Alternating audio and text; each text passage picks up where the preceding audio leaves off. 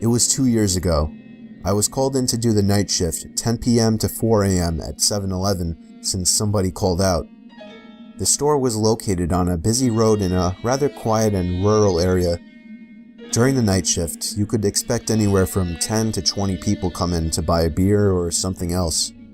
This one particular night, there was this one guy, mid-20s, that came in. He started making weird noises, like loud yelling noises.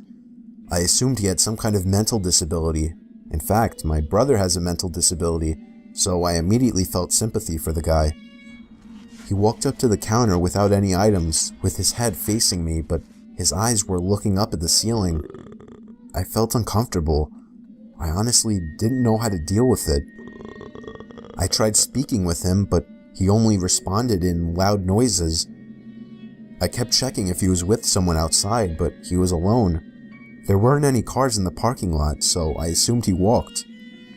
He stood there for so long, looking up at the ceiling and making noises, that I tried to get him out by handing him a bag of chips and telling him he can go. I tried finding some kind of number to call for someone to help him. Then, out of nowhere, he finally turned around and walked out of the store. I felt so horrible for the man, but at the same time, I felt a bit creeped out. About an hour later, the phone on the counter rang.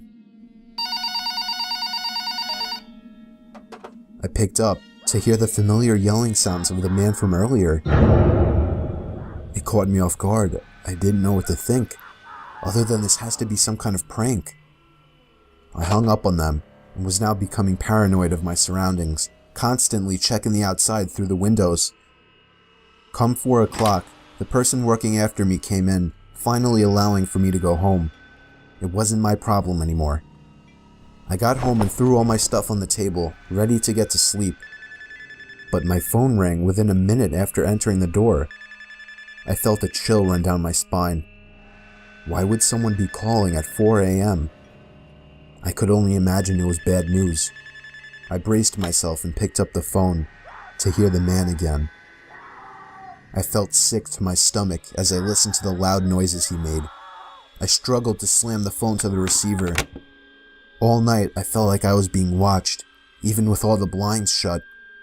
And I could swear I heard strange noises coming from all over my house.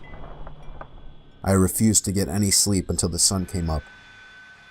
Weeks passed and I had forgotten about the incident, until one day, when going into the basement for the first time in a while, I found that papers had been scattered all over the floor, and when I went into the basement closet, I found writing on the walls.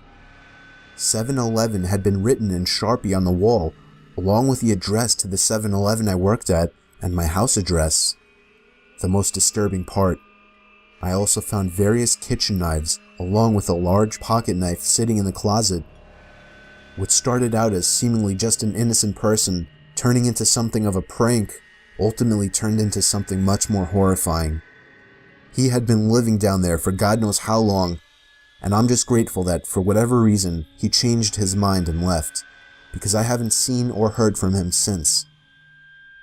All I can say is that man is dangerously ill.